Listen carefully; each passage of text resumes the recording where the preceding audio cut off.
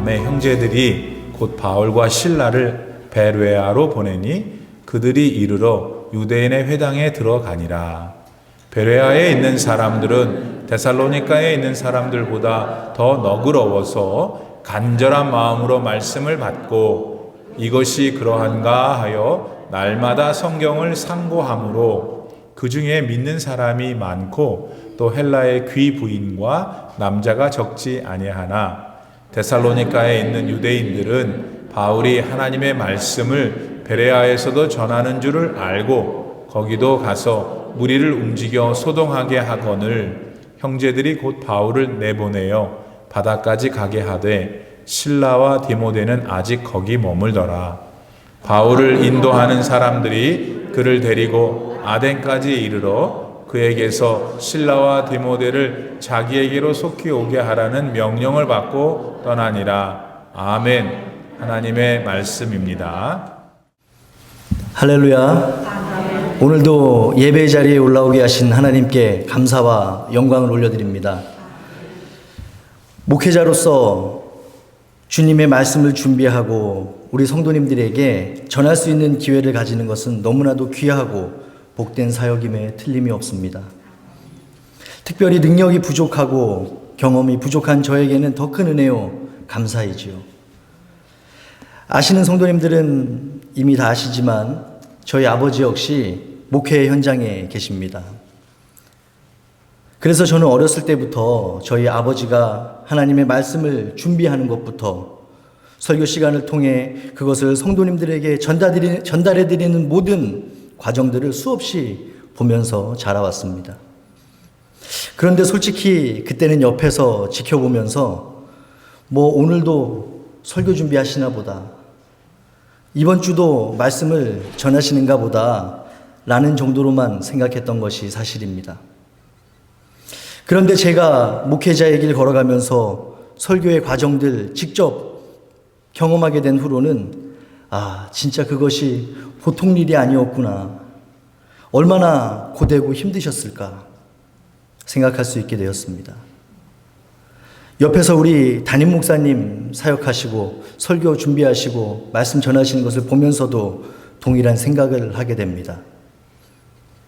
본문의 말씀을 선택하는 것부터 어떤 내용을 중심으로 서로는 어떻게 시작할 것이며 어떤 흐름과 순서로 말씀을 구성해야 좋을지, 그리고 가장 중요한 것, 우리 성도님들에게 또 제가 담당하고 있는 청소년부 아이들에게 어떤 하나님의 음성, 하나님의 메시지를 전해드려야 할지를 정하고 준비하는 것, 부족한 저에게 너무도 힘들고 벅찬 일인 것이 사실입니다. 하지만 분명한 것은, 그래서 자신 있게 말씀드릴 수 있는 것은, 그렇기 때문에 더욱더 철저하게 원고를 준비하기 위해 노력하고 최대한 준비된 내용, 연구된 성경의 내용만을 전하기 위해서 부족하지만 나름의 최선을 다하고 있다는 사실입니다.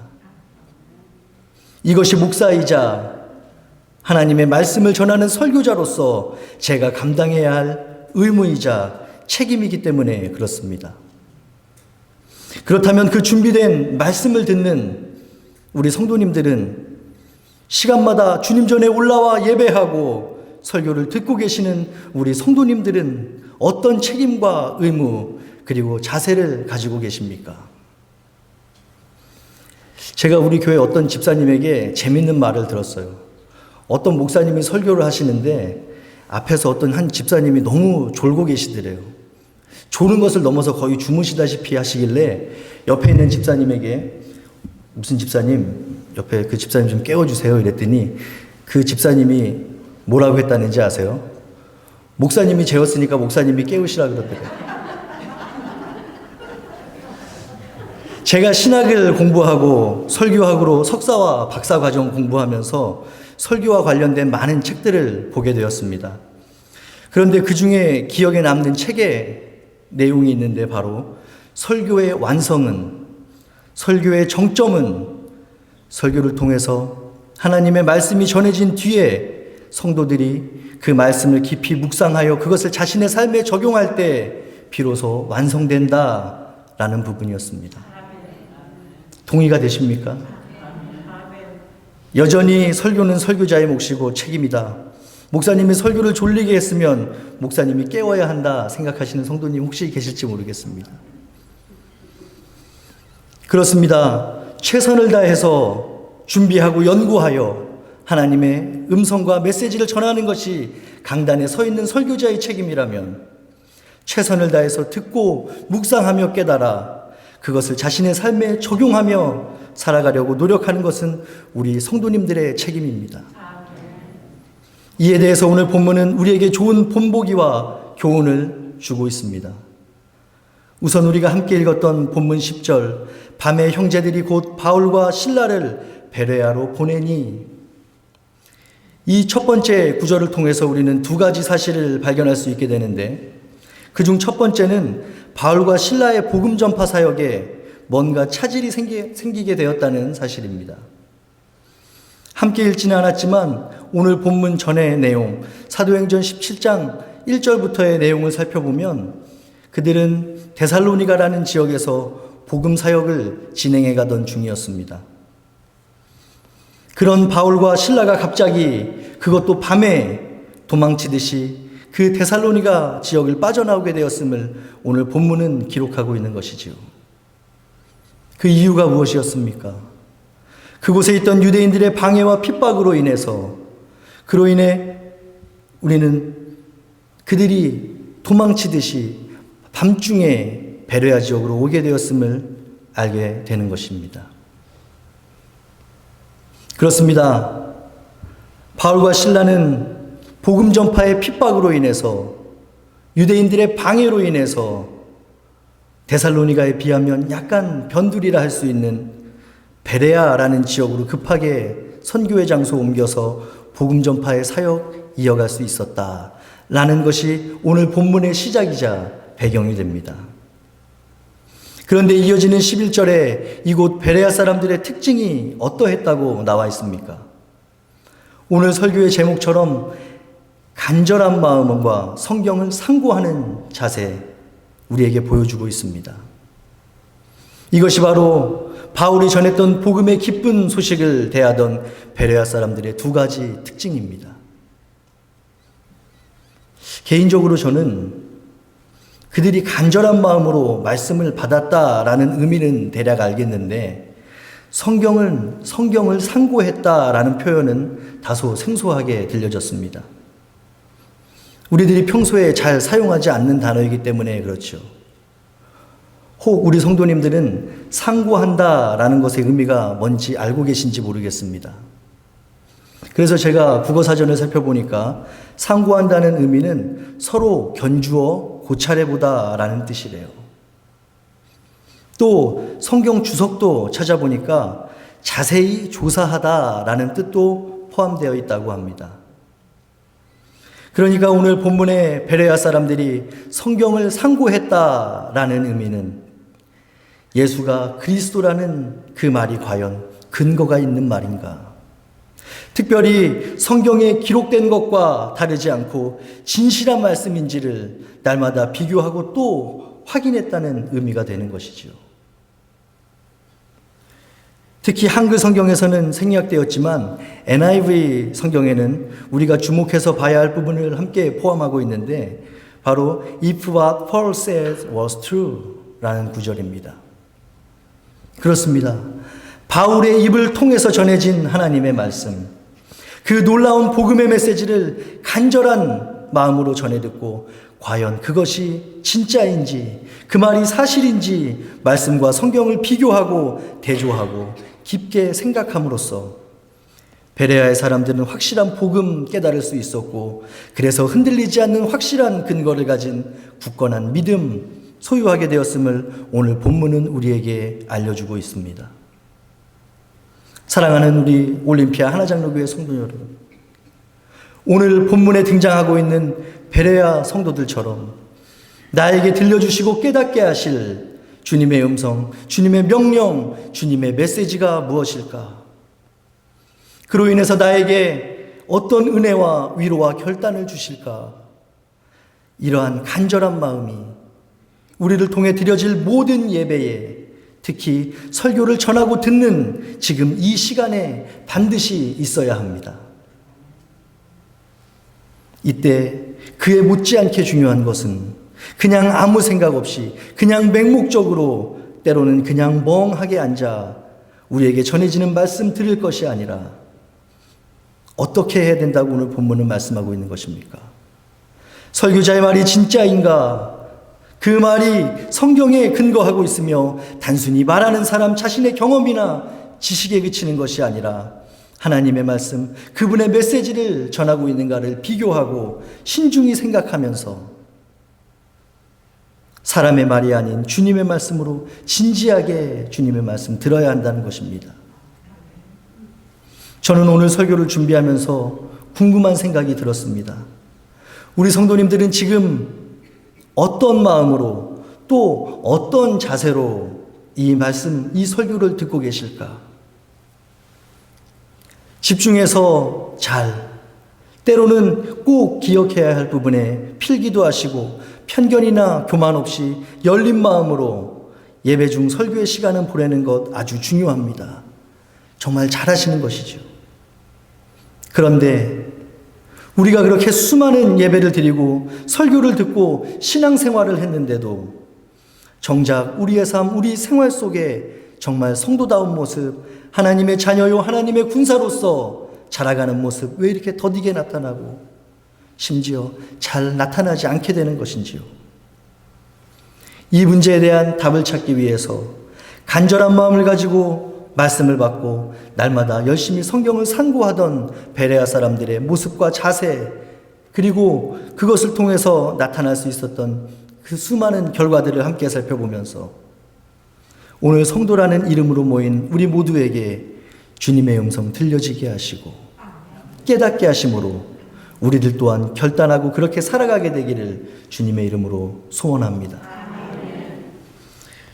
우선 우리의 신앙생활 속에 또 우리 삶의 모습 가운데 오늘 본문에 등장하고 있는 베레아 사람들과 같이 말씀 앞에 간절한 마음과 성경을 상고하는 자세가 나타나야 하는 첫 번째 이유는 올바른 믿음 안에서 살아가기 위해서입니다. 앞서 살펴본 것과 같이 베레아 사람들은 바울과 실라가 자신들에게 전해준 그 말씀을 간절한 마음으로 받았고 그저 들은 것으로 그친 것이 아니라 그 말이 진실인지 알기 위해 날마다 간절한 마음 가지고 성경을 연구하는 자세 보여주고 있습니다. 왜 그렇습니까? 이유는 간단합니다. 우리 믿음의 근거요, 그 기준이 성경이기 때문입니다. 사실 바울을 통해서 데살로니가에서 전해졌던 복음의 내용과 이곳 베레아에서 전해진 복음의 내용이 다른 것이 아니잖아요. 똑같이 복음을 전하고 똑같이 설교했지만 그럼에도 데살로니가 유대인들은 거부했고 베레아 유대인들은 간절하고 신중한 마음으로 복음을 받아들이는 것을 보게 됩니다. 그 결정적인 차이가 무엇입니까? 바울이 구약 성경을 근거로 논리적으로 복음의 말씀 전했을 때에 그것을 흘려듣지 않고 편견이나 자신의 생각이나 경험이 아닌 오직 성경 기준으로 그 말씀이 진실한지 꾸밈이 없는지 진지하게 성경을 상고함으로 그들은 바울의 입을 통해 전해진 그 복음의 선포가 진리라는 사실 확인할 수 있었고 확신할 수 있었던 것입니다. 바로 이것은 오늘날 우리들 신앙의 모습 속에서 그 근거와 확신을 철저하게 성경에 두어야 하는 이유로 이어지게 됩니다. 오늘날 우리 이 세대를 살펴볼까요? 하나님의 말씀, 그분의 음성이라는 이름으로 수없이 쏟아지는 말씀의 홍수 속에 우리들 살아가고 있습니다. 이름이 알려져 유명한 목사님과 선교사님들은 물론 수많은 설교자의 설교를 너무도 쉽게 접하며 보고 들을 수 있는 환경입니다. 컴퓨터와 TV로 심지어 우리 손에 들려져 있는 이 작은 전화기로도 설교를 들을 수 있는 시대에 우리들 살아가고 있기 때문이죠. 작년부터 이어진 코로나로 인해서 그것이 더욱 우리에게 익숙해져 있기도 합니다. 이러한 시대적인 흐름 가운데 우리들 일반적으로 생각하는 교회가 아닌 인터넷에만, 오직 온라인에서만 존재하는 교회들 생겨나기 시작했다는 사실, 우리 성도님들 알고 계시는지 모르겠습니다. 더 이상 교회로 나오지 않는 성도들을 위해서 더욱 쉽게, 좀 더 효과적으로 복음을 전하기 위해서라는 그 이유로 이제껏 우리가 경험해보지 못했던 목회와 신앙의 생활들이 시작되고 있는 때가 바로 지금 저와 우리 성도님들이 살아가고 있는 시대이자 현실입니다. 이 같은 세대의 흐름, 또 시대의 변화 속에서 분명히 좋은 점, 선한 기능도 존재할 줄로 압니다. 하지만 더욱 분명한 사실은 알곡들 사이에 숨겨진 가라지처럼 그 안에 숨겨져 있는 악한 세력들의 유혹과 함정들 역시 더욱 교묘하게 진리를 위장하여 우리를 집어삼키려 시시각각 노리고 있다는 사실입니다.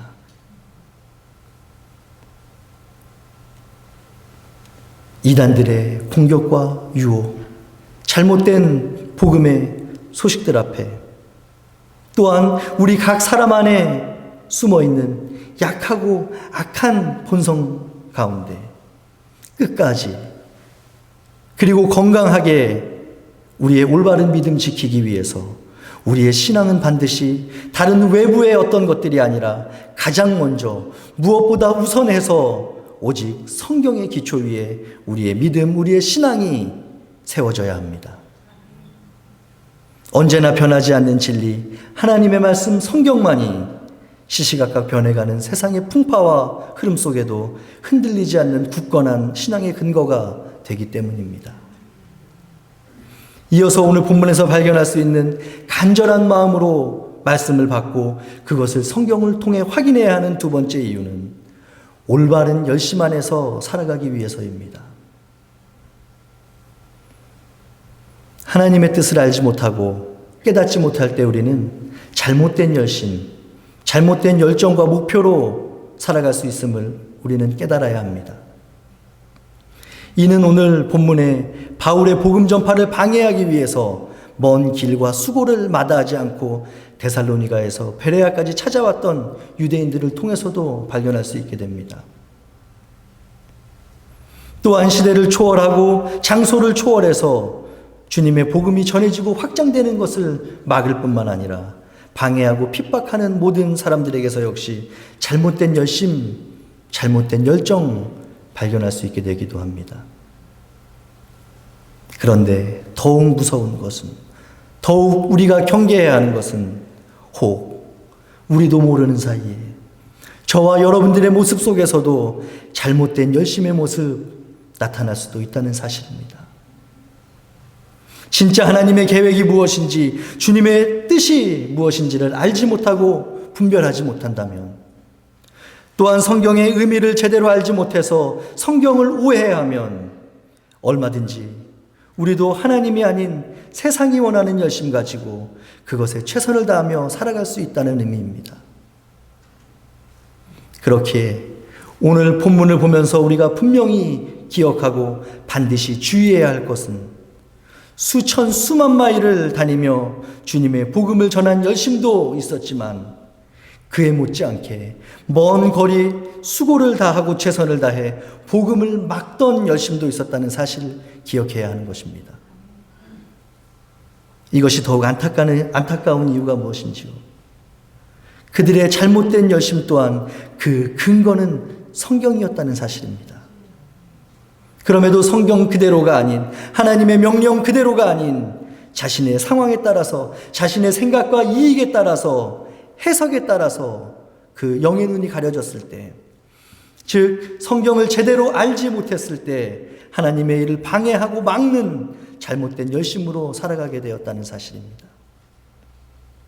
바로 이것이 우리가 진지한 마음으로 주님의 말씀을 대하며 제대로 성경을 알고 공부하여 깨닫는 것, 즉 간절한 마음으로 성경을 상고하는 신앙 가지고 살아가야 하는 두 번째 이유가 되는 것입니다. 때로는 성경의 말씀대로 살아가는 것이 당장은 내게 불편하고 불이익을 가져다 줄 수도 있습니다. 물론 지금 내 상황과 환경 속에는 도저히 그것을 감당할 수 없어 힘들고 고통스럽고 불편할 수도 있죠. 하지만 간절한 마음으로 받은 그 하나님의 말씀이 그렇게 해야 한다, 감동 주셨다면, 또한 그 말씀이 성경을 기준으로 견주어 볼 때 틀리지 않는다면 불이익, 그 고통과 불편을 믿음의 기쁨으로 감수할 수 있는, 감당해낼 수 있는 저와 여러분들 되기를 주님의 이름으로 축복하며 기도합니다. 말씀에 비추어 주님 가라 하실 때 무슨 일이 있어도 전진하는 믿음, 반대로 주님 하던 것을 멈추고 그 자리에 서라, 다시 돌아오라 말씀하실 때 즉시 그 자리에 멈추어 주님의 뜻을 기다리는 믿음, 바로 그것이 주님의 뜻에 맞는 올바른 열심이며 결국에는 영원한 승리와 기쁨을 누리게 할 우리의 올바른 목표입니다. 마지막으로 우리는 올바른 사랑 안에서 살아가기 위해서 간절한 마음과 성경을 상고하는 신앙 가져야 합니다. 우리들 잘 알고 있는 것과 같이 사도행전의 수많은 기록들을 살펴보면 복음 전파와 확장을 돕는 귀하고 아름다운 손길들, 그리고 놀라운 섬김과 사랑이 그 안에 있었음을 발견하게 됩니다. 사도행전 안에는 자신이 가진 것을 기쁨으로 내려놓고 서로의 필요를 위해 사용했던 초대교회 성도들이 소개됩니다. 또 자신의 집을 예배의 장소로 되어드리고 복음 전파자가 처한 위기와 위협을 자신의 일처럼 여기며 함께 그 여정에 동참했던 믿음의 선배들 역시 등장하고 있습니다. 오늘 우리는 그 모습들 통해서 오직 주님 안에서만 가능한 진정한 섬김과 사랑을 발견할 수 있게 되는 것이죠. 이는 오늘 본문 14절과 15절의 말씀 통해서도 다시 한번 확인할 수 있습니다. 바울을 핍박하기 위해서 데살로니가로부터 베레아까지 쫓아왔던 유대인들에게, 그들로부터 바울을 보호하기 위해서 그를 피신시킬 뿐만 아니라 당시 그곳의 지리를 잘 몰랐던 바울을 인도해 새로운 사역지 아덴까지 동행해 주었던 베레아 성도들의 사랑이 오늘 본문에 기록되어 있기 때문입니다. 당시 베레아에서 아덴까지 육로를 통해서 갈 때는 대략 200마일 정도 떨어진 지역이었다고 합니다. 지금 우리가 자동차를 타고 가도 200마일이면 만만치 않은 거리인데 마땅한 교통편이 없던 당시의 상황으로 볼 때 절대로 쉽지 않은 수고이자 사랑 그리고 섬김의 마음입니다. 이처럼 우리는 간절한 마음으로 말씀을 받고 그것을 성경을 통해서 상고했던 베레아 성도들에게서 하나님의 마음을 닮은 귀한 섬김, 올바른 사랑의 모습 발견할 수 있게 되는 것이죠. 바로 이러한 조건 없는 사랑의 모습이 주님을 만난 우리들, 그 놀라운 사랑과 은혜를 이미 경험한 우리들에게서 나타나야 할 모습이라 자신 있게 선포할 수 있지 않습니까? 왜 그렇습니까? 성경의 모든 내용을 종합할 때 또 성경을 요약하고 또 요약하여 결국 남을 한 단어는 바로 사랑이기 때문에, 그래서 궁극적으로 우리를 향하신 하나님의 사랑, 또한 하나님을 향한 우리의 사랑을 말하고 있는 것이 바로 우리가 보고 있는 성경의 궁극적인 내용이기 때문입니다. 사랑장이라 불리는 고린도전서 13장 마지막 구절을 통해 바울은 분명하고도 단호하게 선포합니다. 그런즉 믿음, 소망, 사랑 이 세 가지는 항상 있을 것인데 그 중에 제일은 사랑이라. 하나님 사랑, 이웃 사랑, 여기 함께 예배하고 있는 우리의 모두의 삶 속에 이 같은 사랑의 모습이 언제나 발견되고 나타나게 되기를 소망하며 기대합니다. 그리고 이것의 시작은, 그 기초와 근거는 베레아 성도들이 보여줬던 믿음의 본과 같이 주님 말씀을 간절하게 대하는 것으로 성경을 상고하는 신앙으로부터 나오게 될 줄 믿습니다. 말씀을 마치겠습니다. 제가 오늘 설교를 시작하는 서두에서 소개드렸던 설교학 책의 한 구절 기억하시는지요? 설교의 완성과 설교의 정점은 설교를 통해서 하나님의 말씀이 전해진 뒤에 성도들이 그 말씀 깊이 묵상하며 그것을 자신의 삶에 적용할 때 비로소 완성된다. 기억나시죠? 저는 오늘 본문에 나타나고 발견할 수 있었던 복음 앞에 선 베레아의 성도들 모습처럼 우리 하나장로교회 모든 성도님들 역시 간절한 마음으로 하나님의 말씀을 받고 날마다 성경을 상고하는 자세로 그 굳건한 신앙으로 살아가게 되시기를 간절히 기도하고 말씀을 준비하고 또 전해드렸습니다. 비록 언변도 부족하고 지혜와 지식도 부족하지만 저의 수준과 저의 현실에서 맡겨주신 역할 책임 다하기 위해서 최선을 다했다. 감히 말씀드립니다. 그럼 이제 성도님들의 차례입니다. 오늘 우리에게 주어진 주님의 말씀 앞에 어떤 묵상과 삶의 적용으로 이 설교를 마무리하고 완성해 주시겠습니까? 하나님의 특별한 은혜와 깨달음 그리고 결단이 주님의 말씀을 앞에 두고 간절한 마음으로 상고하려 최선을 다하실 우리 모든 성도님들에게 함께하게 되기를 주님의 이름으로 소망하며 축복합니다. 기도하겠습니다. 사랑의 주님, 오늘도 우리에게 변함없는 건강과 믿음 허락하여 주셔서 주님 전에 올라와 찬양과 기도로 또 주님의 말씀 나누며 예배로 영광 돌리게 하시니 감사합니다. 오늘 우리에게 주신 본문의 내용처럼 주님의 말씀 앞에 우리가 어떤 태도로 어떤 자세로 서 있었는지를 점검해 보게 하셨던 주님, 만약 그 말씀에 비추어 우리의 지난 삶의 걸음 가운데 부족한 모습, 부끄러운 모습 발견되었다면, 또 기억났다면 통회하는 마음으로 회개하는 귀한 은혜 허락하여 주시고 다시는 반복하지 않을 믿음의 결단과 의지를 우리에게 덧입혀 주시옵소서. 그리하여 오늘날 우리들 베레아 성도들과 같은 모습, 간절한 마음으로 말씀을 받고 그 받은 말씀 성경에 견주어 확인하고 확신하며 올바른 믿음, 올바른 열심, 올바른 사랑의 모습으로 이 땅 살아가게 하여 주시옵소서. 모든 감사와 영광 주님께 올려드리오며 이 모든 말씀 예수 그리스도의 거룩하신 이름으로 기도드렸사옵나이다. 아멘.